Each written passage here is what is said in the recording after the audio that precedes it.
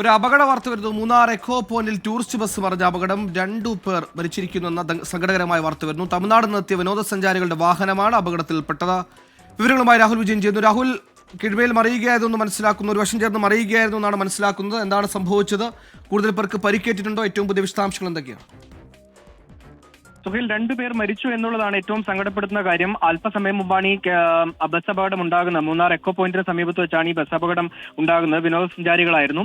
മരിച്ചവര് 2 വിദ്യാർത്ഥികളാണ്. പോണ്ടിച്ചേരിയിൽ നിന്ന് എത്തിയ വിദ്യാർത്ഥികളാണ് ഈ വാഹനത്തിൽ ഉണ്ടായിരുന്നത് എന്നുള്ളതാണ് അറിയാൻ കഴിയുന്നത്. കേരള രജിസ്ട്രേഷൻ ബസ്സിലാണ് ഇവരുടെ യാത്ര എന്നുള്ള കാര്യം കൂടി മനസ്സിലായിട്ടുണ്ട്. ഈ എക്കോ പോയിന്റിന് സമീപം റോഡ് സൈഡിൽ ഉണ്ടായിരുന്ന കുഴിയിൽ ബസ് അകപ്പെടുകയും അവിടെ ആ റൂട്ടിൽ തന്നെ വാഹനം വട്ടം മറിയുകയുമായിരുന്നു. തൽക്ഷണം തന്നെ ഈ 2 കുട്ടികളും 2 പെൺകുട്ടികളാണ് മരിച്ചിരിക്കുന്ന. അവരുടെ പേരുവിവരങ്ങൾ ലഭ്യമായിട്ടില്ല.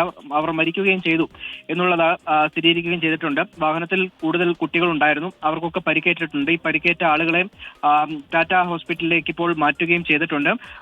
കൂടുതൽ ആളുകൾക്ക് പരിക്ക് ഗുരുതരമാണോ എന്നതടക്കമുള്ള കാര്യങ്ങൾ ലഭ്യമായി വരുന്നതേ ഉള്ളൂ.